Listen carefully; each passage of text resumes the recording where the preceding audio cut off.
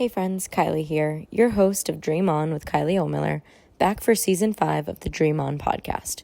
I am so excited to be here today for another episode with current RIT assistant coach, one of my teammates with Team USA Box and Field, and someone whose humility and gratitude is what keeps her driving towards greatness. Thank you, as always, for tuning in.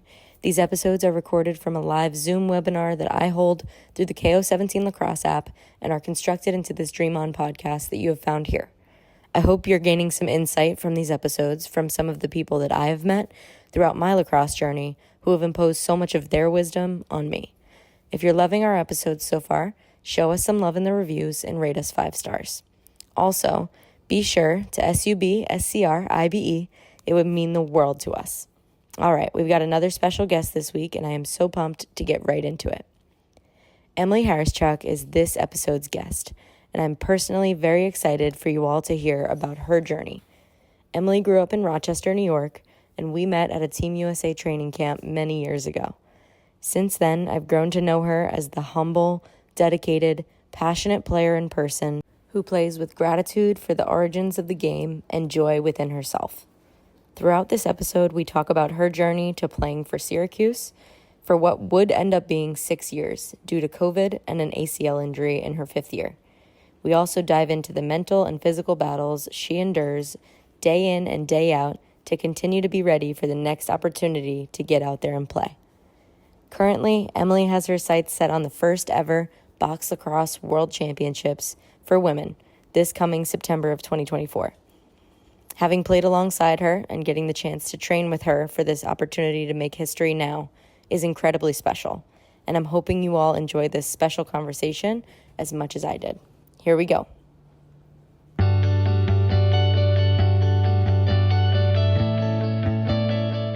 All right, everybody, welcome back to another Dream On podcast episode. I'm your host, Kylie O'Miller. Today, we are joined by the one and only Emily Hawryschuk.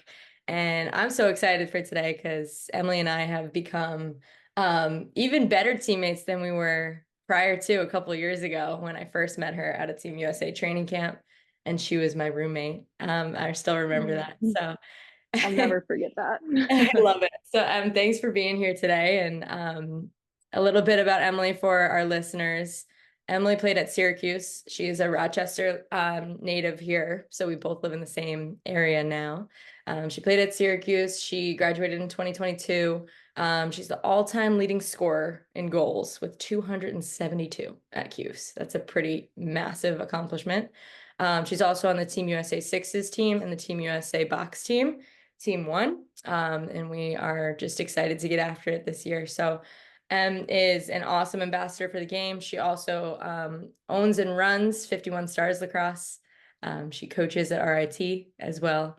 So a lot to be kind of chatted about here today, but thanks for being here. Thanks for having me. I'm pumped. Yeah. I will never ever forget that you were my first US roommate. I was so nervous. You were scared of me? I'm really not that scared, right? No, I love that. I love that memory. Yeah, I remember too, because I remember vividly because you told me all about your family's love for Disney, and that's what really stuck out to me. And then it made me want to go back to Disney, and I have yet to be there. So maybe next year. Okay, so on the Dream On Pod, we always, before we dive into a lot of your story and everything, we always like to start off to a good start. So for reference, it's Thursday, April 4th at 8:55 a.m. So far today, what is something that you are thankful for? Thankful for today and every day is my family. Always nice I still live at home, so I always see them. Always thankful for them. I love that. What is something, I know it's early, but what is something that you're proud to say you've accomplished so far today? A little early, day is just beginning, but I did read my book this morning, which finding time to just a little bit of reading. What are you reading now? Right now, I'm reading a book. I think it's his new book, Arnold Schwarzenegger, Be Useful. Ooh. Big Arnold fan. Are you? See, I learn something new every time on this podcast. I love it. All right, what is something that you're pumped to go out and chase? Could be with the rest of today, could be in the coming months. What's something you're pumped to chase? coming months in September, gold medal at the World Championship for our team one box lacrosse team. Yes. Love it. Driving force every day, right? Every day. Love it. Oh, that's awesome. You're gonna have to let me know how that book is too. I love a good book about another athlete, and like their Yes. mindset and everything like that. So yeah, He's definitely. amazing too. Yeah, definitely let me know. All right, cool. So we kind of went into our first time meeting, a little bit of a story time there, but let's dive into where you're at now. So you're living where you grew up in Rochester. You're playing and training for Box Worlds in September, like we mentioned. You're coaching at RIT this year. You've done some college coaching in the past.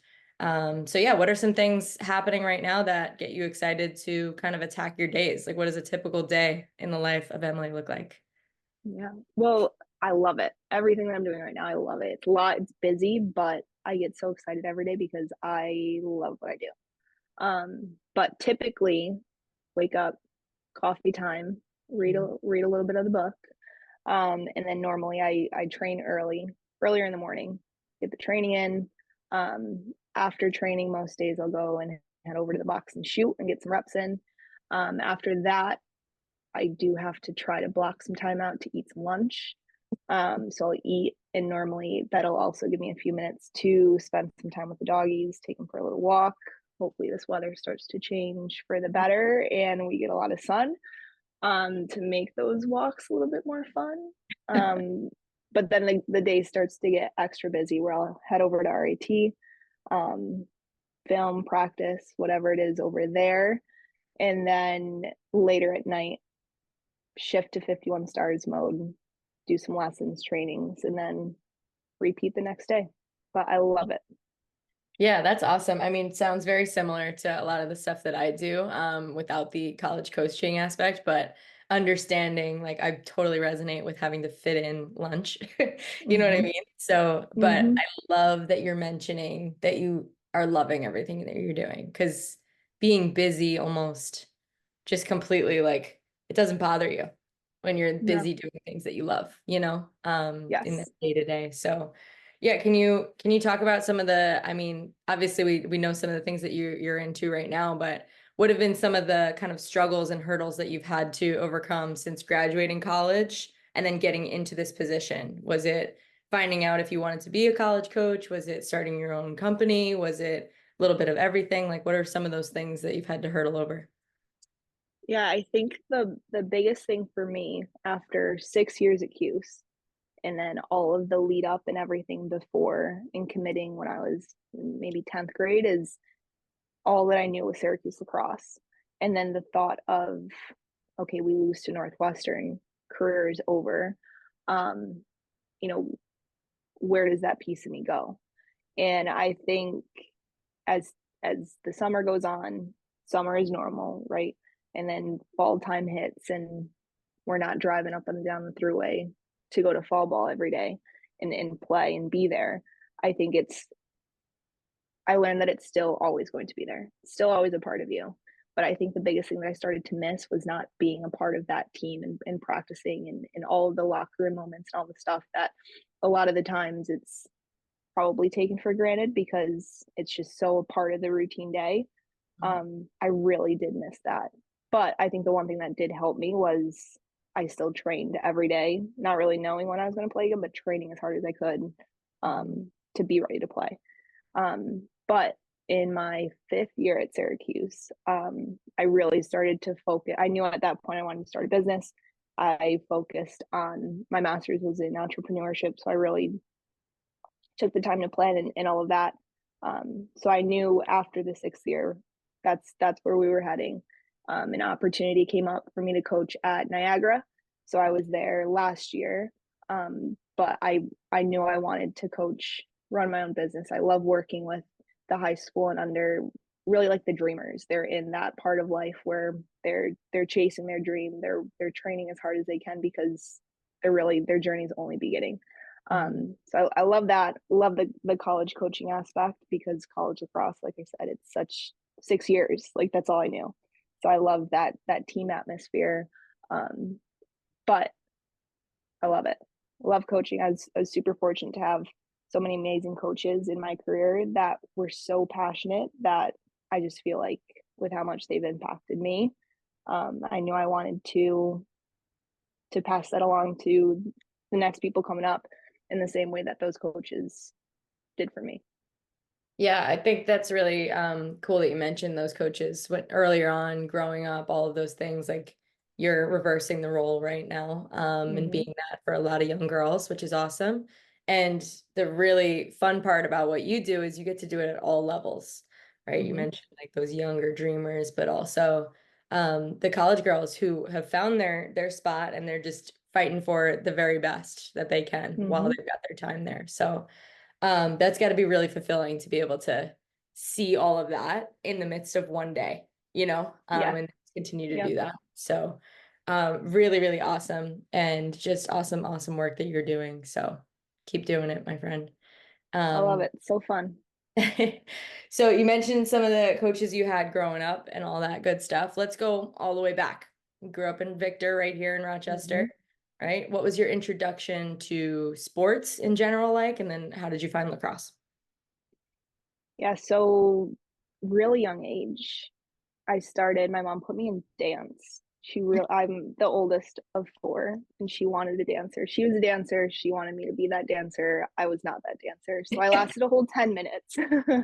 10 minutes, I was maybe like two or three, and I literally walked out of the room. So that's how that went. But after dance, got into gymnastics. Growing up, I was athlete of some sort, whether it was gymnastics for multiple years, then picked up baseball, which led to softball, got into basketball, really enjoyed basketball. And then from basketball, I played with my teammate. Her dad was a soccer coach. So he's like, we need a goalie. Um, then I got into soccer, and soccer was really like my first. I really loved soccer. Loved being the goalie, loved the pressure, the discipline, all of that, which to this day I do think has a big impact on me as a lacrosse player. And lacrosse was the last sport that I picked up. So I started seventh grade. I came home one day, and my dad, who had played growing up, he bought me a beginner stick from Dick's and left it on my bed. And I was like, is this like, what are we doing with it? He was just try it. He loved the game growing up, and he's like, if you love it, just never put the stick down. And that piece of advice stuck with me, where I literally took that stick everywhere. um but started seventh grade, never put the stick down, saw my first Syracuse game in eighth grade, and now we're here. Rest was um history. yeah, that's it. Oh, that's so cool. That he Mm-hmm. was just like, hey, I think you'd kind of like this. And if you do, awesome, stick with it. And if you don't, hey, whatever, but you should try Mm-hmm. it. That's a really fun and special parent moment right there. Mm-hmm. And you would have known, right? Like you'd be sitting here now today with that I know. one interaction. That's so fun to think about, just like thinking back on little moments in our life, if they had gone Mm-hmm. any differently, how different our path might have gone.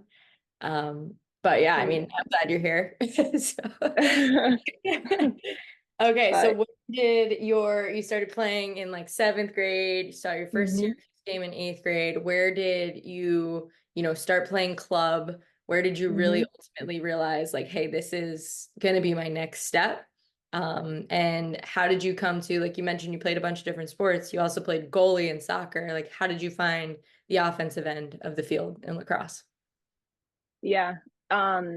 So once I got my nice blue stick, which I still have, which I'll never get rid of, um, it started like the love for the game started in the backyard with my dad teaching the basics. So, first coach moment, I'd give that to him as well.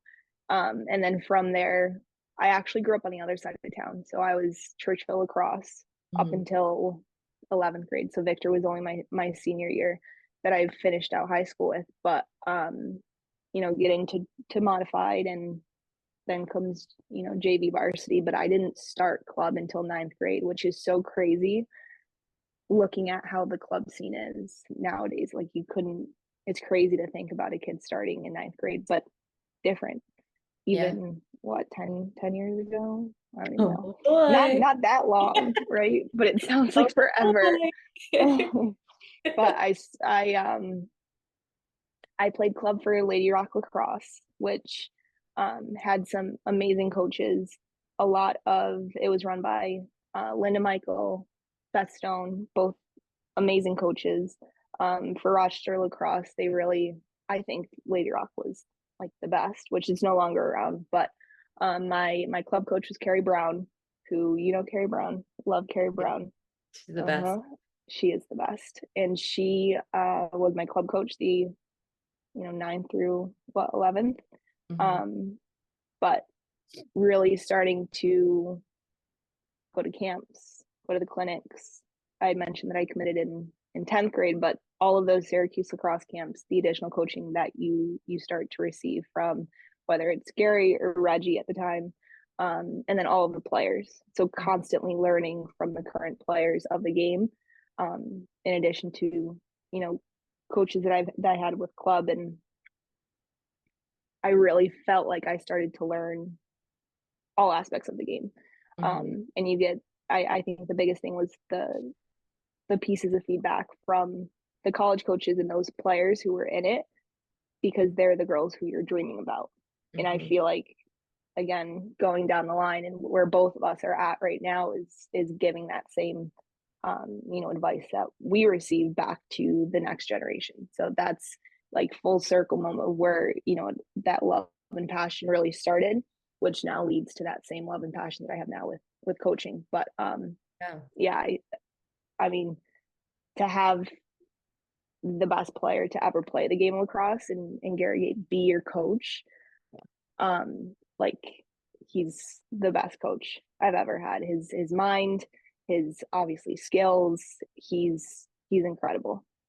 Yeah. I mean, I can only imagine to play for someone like that, right? And you and I have had conversations about it, and just the way that you're able to, tap into what's going on in his mind in terms of X's and O's, or, IQ, and just ask the questions that, someone else might not have the answers to, but he would.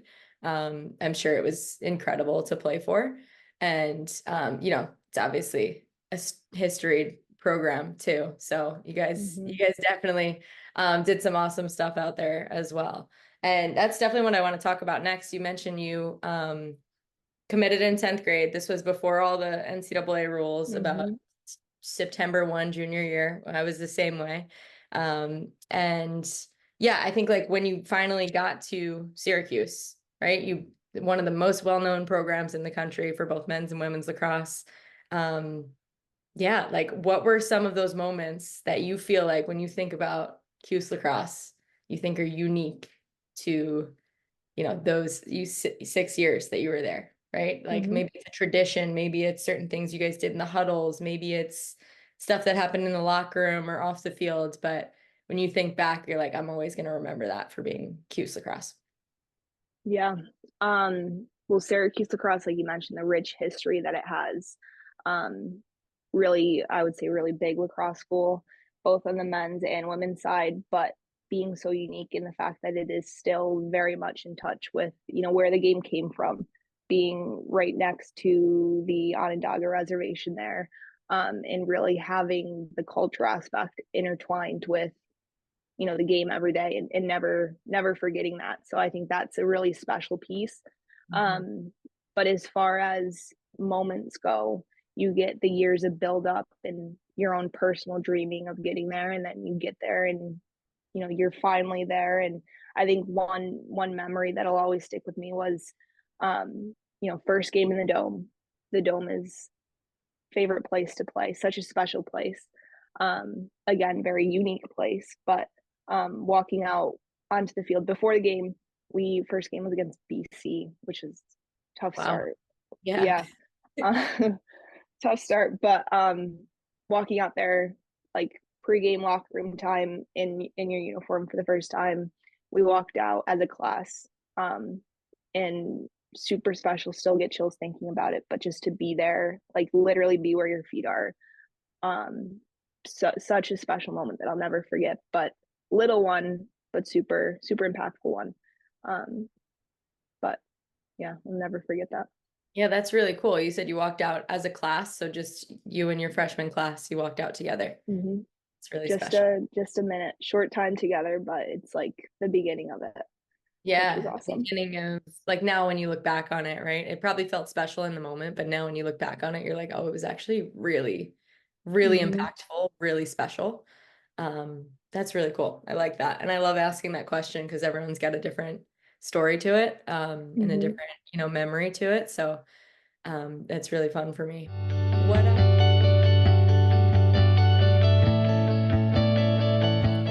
Hey guys, Kylie here. A short break from our conversation to remind you to check in on our social channels. You can find little snippets from our episodes on Instagram at dream.on_pod. And if you're a lacrosse stud looking for a unique way to train and develop into the best version of yourself, like our guest here most definitely has, check out the KO17 Lacrosse app in the App Store. That's KO17 Lacrosse. And at DREAM_ON_POD on Instagram. Come join the fam and we can keep dreaming on together. Okay, enough of that. We back.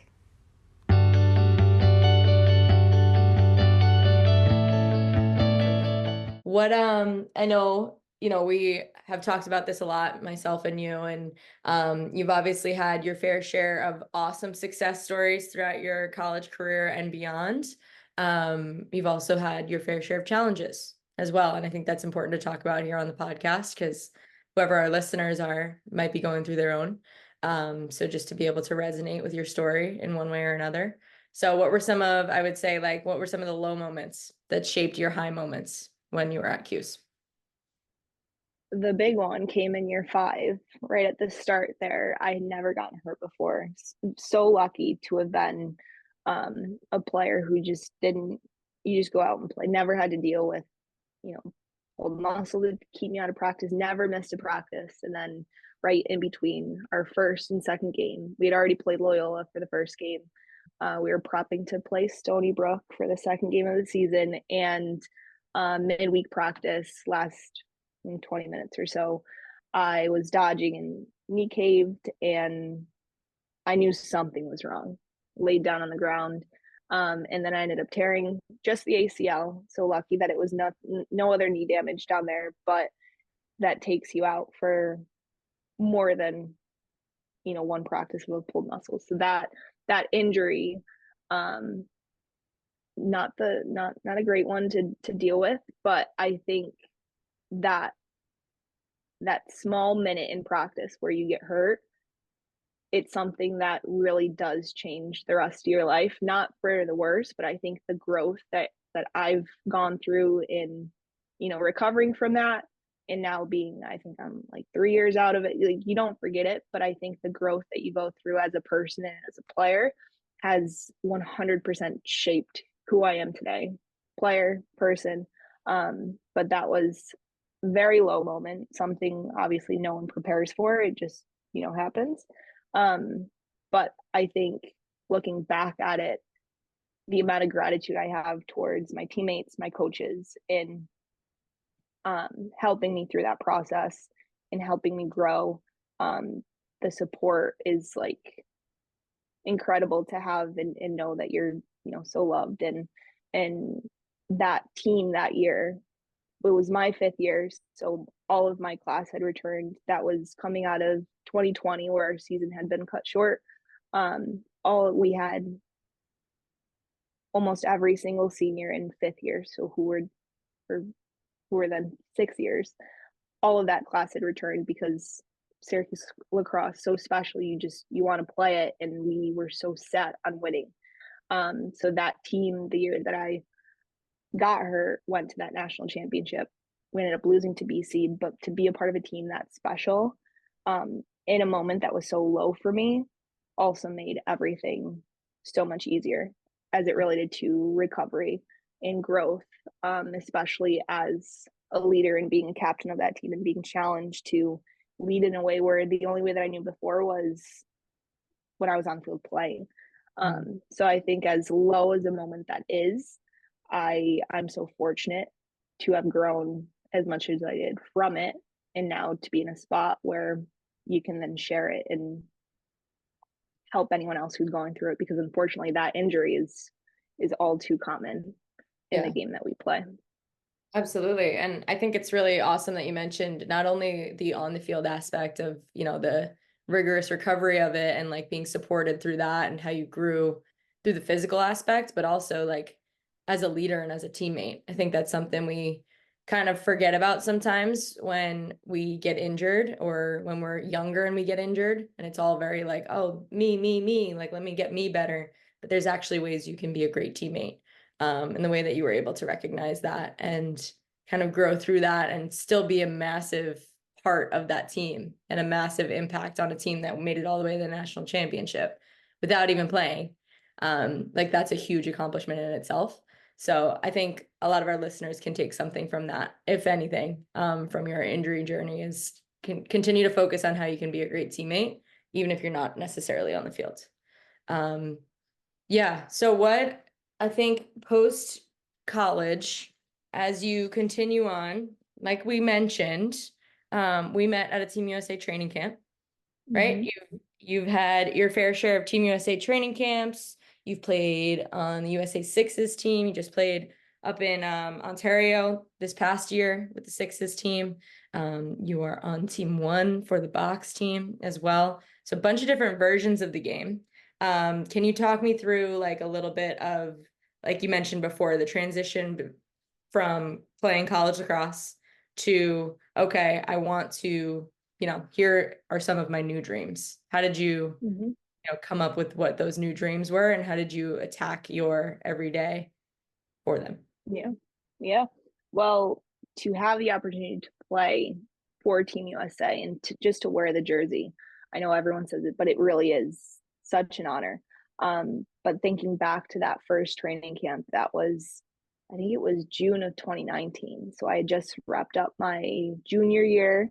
And at that camp, to suit up along faces like yourself, like Taylor Cummings, Michelle Tumalo, Katrina Dowd, like to have all of Kayla Trainer, all of the greats, and Kayla being the idol that I've had for so long, Right. um, to just be on the same field, to be in the same room as them, it was incredible. And then obviously going back to the hotel and realizing that you're rooming with Kylie, it's like, oh my goodness. um, but I think it was almost like it's something that I'll never forget, but I think it also sets the tone of to be surrounded by the people who have been a part of, you know, Team USA for so who this is it. They teach and they help you out. So I think to take that with me to, the sixes, and being able to compete in Canada last October and to play alongside incredible, amazing players, and to win gold there was awesome. And now to be on this Team One journey with you, to play again alongside the best and the best, and to play for a coaching staff who is amazing. I think it's something where every time it's an opportunity, and as far as preparing for that goes, it's always being ready for it. Yeah. And then when it comes, the amount of gratitude and excitement and adrenaline just to be there and to play, and it's really something where I love it. I love it, and I know you do too. But I think it's to have the opportunity. Mhm. It's something where I feel so lucky every time. Yeah, and I love, chatting with you about this kind of stuff because I'm a very similar to you in that like I try to play grateful as often as I possibly can, and I'm getting that from you, and I always do. Mm-hmm. Um, and I think it kind of goes into my next question about, um, like, can you talk on the topic of pressure? Like, when do you feel pressure if you are trying to, you know what I mean? Like, play so grateful all the time, but there's also the adrenaline going and there's also the Mm-hmm. outcomes going. And sometimes these training camps are more like tryouts. And, there's a lot of different things that might be running through your brain. So I guess just kind of like having to show up and perform to your own standards, to the lacrosse world standards every time out. Like, how do you manage that and how do you continuously work on that? Yeah. I think pressure is something where, I love it. I love the feeling of it. And I'm a player. I don't know if I've ever asked you this, but I always get nervous. Like all the time. So nervous. Do you get nervous? I do. I get more in my own head than I get nervous. Mm, Um, so talk me through that. Like what is it that you get nerves about and how do you help yourself through it? Because I know you're not the only one listening to this, right? That's yeah. probably struggling with it. I have learned that those nerves, I cannot get them to go away. So it is what it is as far as the nervousness goes. But we just mentioned Taylor out. I remember traveling with her to one of the US events and I asked her the same thing. She's like, no, she said bigger games like conference. I think Maryland's what, Big Ten? Yeah. Whatever her conference, right? Those games, postseason NCAA kind of play. She said, yeah, those would make her nervous. But I get nervous. I would get nervous for everything. So I learned that it's something where it's there, acknowledge it. But as far as everything else goes, it's accepting of that. And then I needed to calm myself. So 5 minutes in the locker room of just with all the noise and everything going around, just calming myself and my mind for a few minutes normally helped with the nerves and just calming them, never leaving the entire time. But um, I was also thankful that Gary had introduced more of the mental side of the game in my time over at Syracuse, where that's a huge piece of his game. And I really didn't learn much about it in high school. So he was the one who really introduced the visualization, the meditation, the affirmations, or all of these different techniques that he introduced to us and gave to us and brought in other professionals to teach us. I really ran with the visualization aspect of using that to prepare as well, to calm the nerves, and then go out and you play. But now I feel like it's so different where those opportunities, unlike college where you get it every single day, you get the opportunity to go out every single day and play. Now there's so much gratitude and excitement that it's almost like a counterbalance in its own like organic way. But yeah, Yeah. I still get nervous. But that's really awesome for you to be able to say like, hey, this is just me. This is just how I know I'm Mm-hmm. gonna operate. So like how can I best rather than like trying to get rid of them, let your nerves, like how can I best make sure that I can still perform even though they're gonna be there? And like you said, like being introduced to a bunch of those different techniques like affirmations and visualizations and things like that. I mean, that's stuff that I definitely utilize too. But for a little bit of different reasons, right? I'm more in my head before a game of what happens if this happens, or what happens if you do this, or so and Mm-hmm. so is doing this and you're not, or like those are the questions that go in my head. It's not a nervous butterfly feeling. It's more of like my brain just can't shut up. So it's Mm-hmm. more I need to calm myself down in that way. And I do a lot of visualizing as well um, to help with that. So I think that's really cool because obviously, like you and I, we get to play on a lot of the same teams and we've played at a lot of the same levels and we operate differently. And we could probably say that about a lot of our different teammates, which Mm-hmm. goes to show that, like you young players out there, you might operate differently than your friends and your teammates. So find what works for you and try to play around with it as much as you can. Um, 100%. Yeah. yeah, really, really special. And is there anything else you do this kind of sparked another question, but is there anything else you do on like a daily or a weekly basis, even when you're just training? Maybe you don't have a game coming up like right now, right? We're in a kind of like a 6 month time frame where the next training camp for box is coming up. But what do you do on those kind of like off season moments where you're just training as hard as you can? Is there anything that you do on the mental side of the game to help you prepare?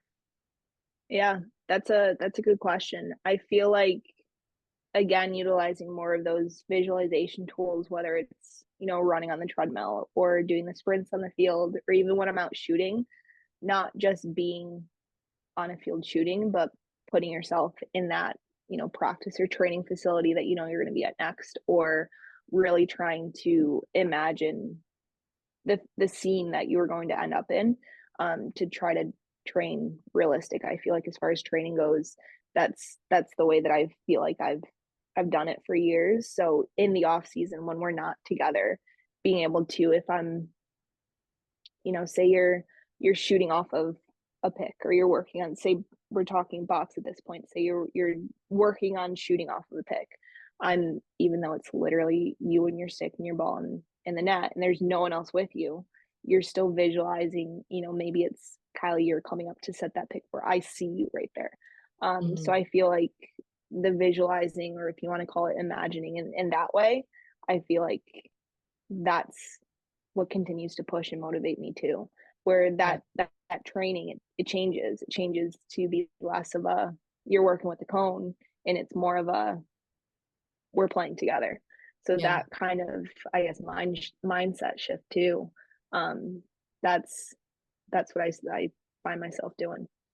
Yeah, I love that. I think that's so important too, because I think a lot of times, coaches and trainers, they'll tell us to, go out on the field and practice ourselves and stuff like that. And a lot of times when we're younger, we'll just go out and do the shooting just to do the shooting, or we'll just go out to do the Mm-hmm. dodging just to do the dodging. Like you said, if you see a cone there, it's not just a cone. Like, what is that cone to you? Is Right. it a defender? Is there a slide coming after that cone? Is there a goalie in the cage that doesn't have a goalie in it right now? Mm-hmm. Stuff that you need to help yourself imagine while you're practicing, so that when they become real life situations, it doesn't end up completely overwhelming you because you're actually Yeah. prepared for it. Mm-hmm. So I love that. And that's something that we haven't really talked about on this podcast yet. So thanks for sharing that, because I know I can't wait to get into the box with you next so I we can know. be like actually real together and we don't have to I imagine. know. We can be real together. Yes. Love it. Okay, so we're gonna go through a quick little 3-word answer game. Okay. We're gonna talk about your values a little bit. So things like, for example, the 3 things that I value in a person might be loyalty, passion, and X, Y, and Z. So Mm-hmm. I'm gonna ask you a couple questions like that. And this has been a really fun game because all of our guests have said different answers, which is Ooh. so fun. Okay, so what are 3 things that you value the most in any person around you and the people that you just like to have around you? 3 things. I would say trust, honesty, and commitment. Ooh, I like those. Okay, what are 3 things you value the most in a teammate?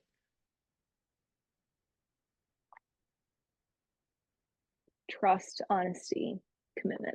I love it. Okay, last but not least, what are 3 things you value the most in a leader? It's probably very similar. I would say trust, honesty, commitment. I feel like those 3 things, I feel like those 3 are so powerful that could lead to others. So I Like feel like with divisions underneath. yeah, Mm, yeah, like whether with the trust and the belief, the mm. honesty, the transparency, communicate, like all of the other additional aspects, I feel like they trickle Oh, down. I Mm-hmm. like that. See, even different than anyone else has said. So there you go. Mm. I love that. And really great too, because what you're basically saying from that is you're saying, I like to surround myself with people that, even if they're not a teammate of mine, I could feel like they would be a teammate of mine in life. Or Mm-hmm. like, even if they're not necessarily my team captain on this team, they're someone that I look up to for this reason. Um, I think that's really special, right? We should be looking for those things in the people that we surround ourselves with, because in our high moments, they're the ones that'll celebrate us, and in our low moments, they're the ones that'll help us get out of it. So, Mm-hmm. just a fun little game we like to play here. Okay, I this love one's that. a two-sided question. So we talked a little bit about your dad and how he mentioned to you earlier when he first gave you your lacrosse stick and said, if you love it, never put it down.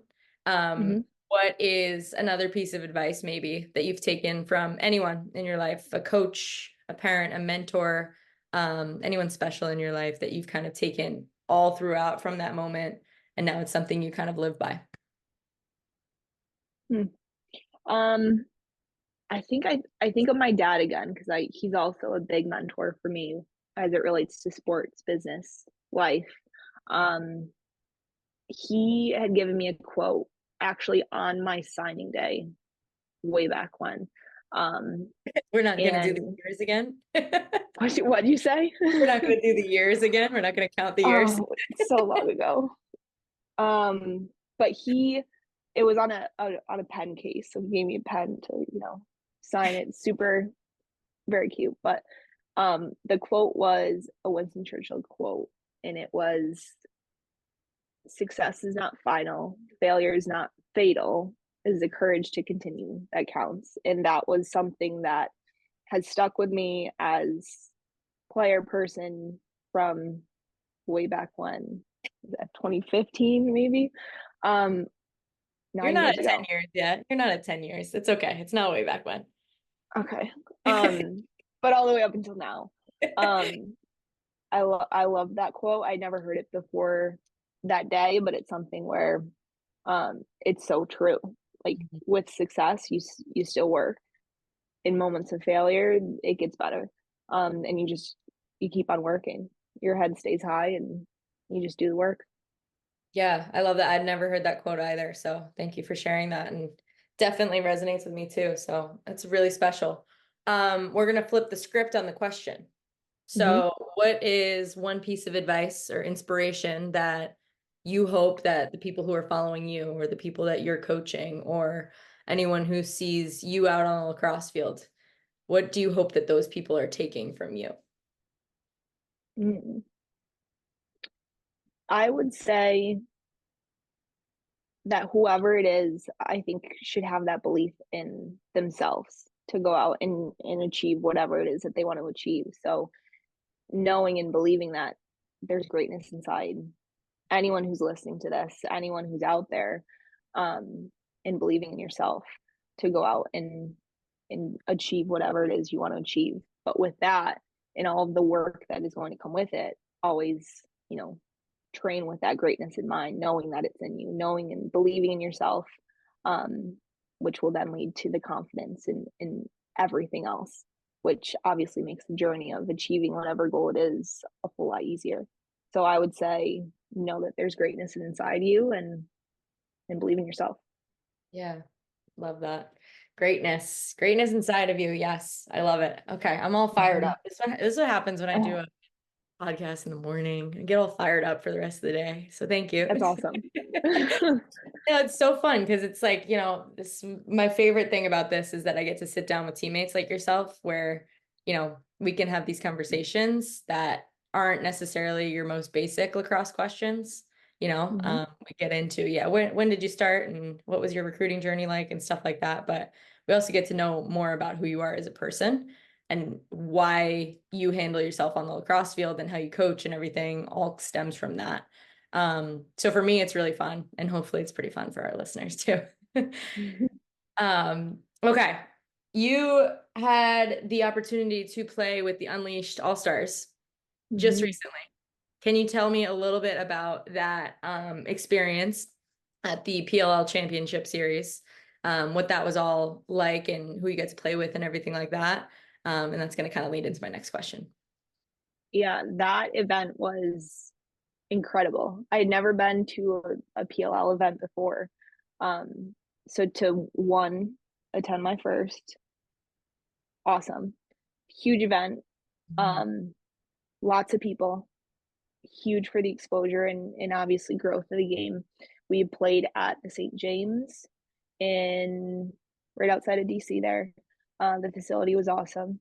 Um, but to play alongside again the best of the best, to be on the same team as Dana Dobie, Charlotte North, Meg Kinna. We had the rosters on either side. You can go down and name all of them, every single person. Um, was awesome to suit up alongside, but to play the sixes format and to really continue to grow the sixes game as we look ahead to 2028 and knowing that that's going to be the version of our game that's going to be viewed on the world stage. I think to play a sixes game at an event like PLL Unleashed and to have it be so, it's like a spectacle out there. Yeah. I thought it was awesome. I thought it was so much fun. Such a fast paced game. The crowd was huge, and then to have the support of the Unleashed team and the PLL team in growing our game was Yeah. huge. I loved it. Oh gosh, I watched from home and it was like electric. It was so cool. Like I wasn't even, in the stands or out on the field playing with you guys, but even watching from home, it was just like the fast pace, you guys really get to showcase your talents as who you are as some of the best in the world. So it was just like so much fun to be a fan for a minute there. And I can only imagine like where, like you said, that's going to take us into 2028, which is where it's going to be in the LA Olympics. And that goes into my next question, which is, obviously that's top of mind, right? Getting to Box Worlds in 2024, 2028 is the Olympics. Like, where do you hope to see our sport in general? The field game, the sixes game, the boxes game. Where do you hope to see it, in 5, 10 years down the line? What do you think we just need to continue to work to get for our sport? Yeah. As far as continuing to work to get, I think the more growth of the game at the younger level and putting more sticks in hands and is the exposure of the game at whatever, with all the different levels, whatever the discipline is, just more of it. 5 years from now, we Olympics would have already happened. So having the, I guess, post Olympic feels of excitement and growth. Hopefully, it's booming 5 years from now across the world. So huge growth after Olympics, I would hope for.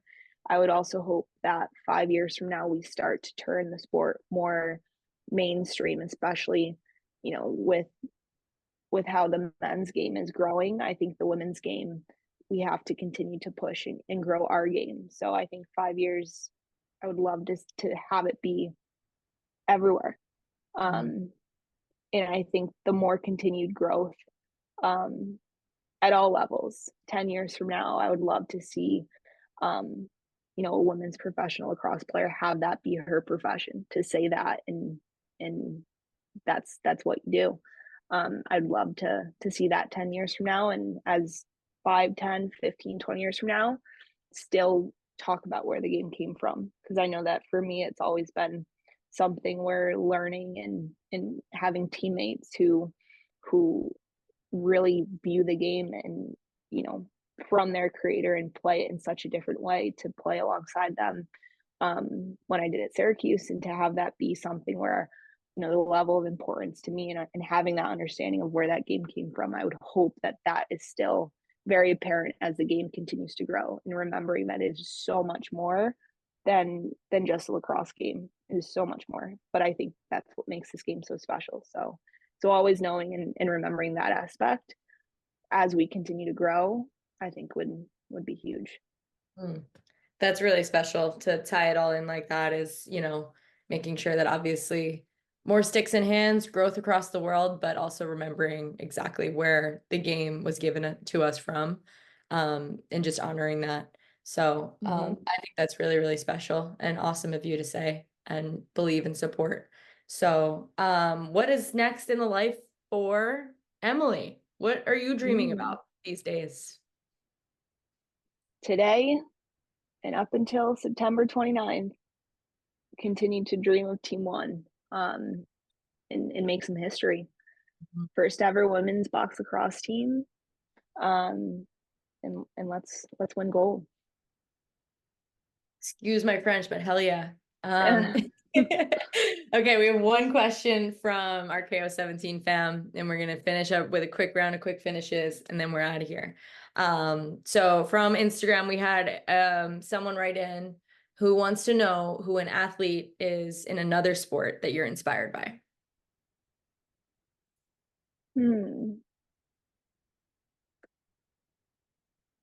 I would say And she is one where she is an athlete. She started as, fitness model, bodybuilder. Um, she's an ultra athlete, so she's done distance, she's done hours worth of whether it's rowing or running. But I'm super inspired by Ashley Horner. Mm.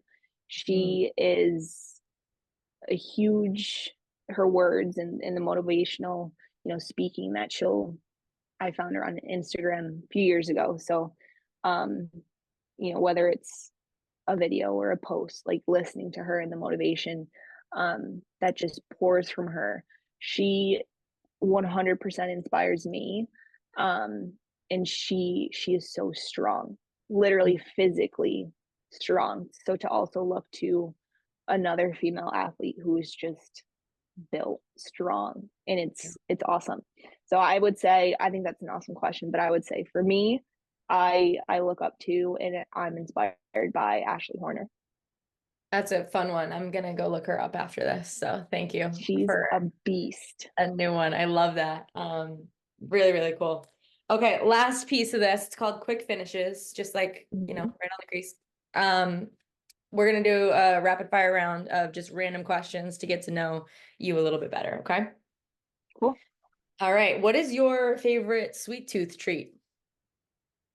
Ice cream, Ooh, what flavor? vanilla ice cream, a little Okay. bit of chocolate syrup. My favorite. Wow. I like that. Okay. Mm-hmm. Very specific. What is the best TV show in your opinion? Best TV show, my most favorite, super old school, The X-Files. Way Ooh, back from like the 90s. yeah, that is an old one. Mm-hmm. Okay. You're pulling I out some love good it. answers here today. Okay. What is your go-to breakfast meal? Mm. In addition to coffee, Mhm. I love a good bar, but not like a little granola bar. I like a hearty bar. So my favorite are conditioned one bars. Hmm. Thicker bars, really good, lots of protein in them, but conditioned one bar with a cup of coffee, Perfect. awesome. Hmm. I love it. I know you like your coffee. So are you a Starbucks, Dunkin'? Are you like a make your coffee at home? What's your go-to coffee? Lately, it's been go-to coffee at home, but with an espresso machine. Ooh, Hmm. Making the Nespresso coffee, maybe a shot of espresso in there. wow. Yes, Okay. I'm enjoying that. But quick, I would probably say I'm Starbucks over Dunkin'.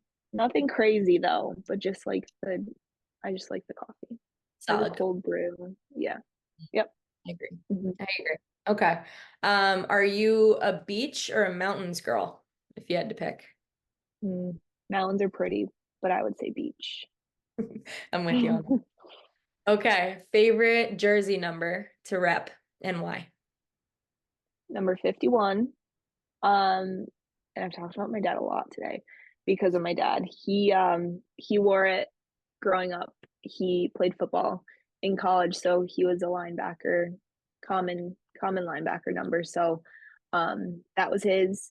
And I wear it, my brothers wear it. It's now become a family number. My cousin wears it. Oh, Yeah, uh, I love it. that's awesome. An odd number, 5 and a 1. It's an odd number. I was always in the back corner with all the freshmen, with all the other numbers that everyone didn't want, but I love it. Oh, that's awesome. But it's unique, and it has a story to it. So that's what is really, really awesome about it. Okay, are you a morning person or a night owl? Morning. Yeah. I feel like such an old lady. I like get so tired at night. Like 8 p.m. lights out. I would love that. I can't make it far past 10. Yeah, I'm with you these days. I'm Mm-mm. definitely in bed by 10, if not already, like lights out. But Yes. yeah, I'm with you. Okay, last Get up but not early though. least, what is one thing on your bucket list? I don't know if this is technically bucket list, but I think it would. But I would love, like a dream, I would love to own. and run a pit bull rescue. I would love that. At some Wow, point in life. I'd love to that's do really that. special. And that comes from your love of your little doggies, right? Yes. They're the best. The best. I love it. Oh my gosh, that would be really cool. I like that. Very different. Wouldn't that be Um, so fun? that would be fun. I would come visit. Can I be like the volunteer that just hangs out and plays with the dogs? Yes. Okay. Yes. Deal. Thanks. Okay, awesome. Well, I just wanted to say thank you. This was such an awesome episode to really kind of get a deep dive into your story a little bit, but also just like who you are as a player, a person, a leader, a teammate, all of it. And you're doing such awesome work for the sport. And I really, truly mean that. And yeah, it's just an honor to be your teammate. So thanks for hanging out here today and sharing some of your story with our listeners. Thank you. I'm honored to be your teammate, and I think everything that you're doing is amazing and incredible. But this has been awesome. Thank you Yeah. for having me. Absolutely. Thanks everybody for listening. We'll see you on the next episode of the Dream On podcast. Bye.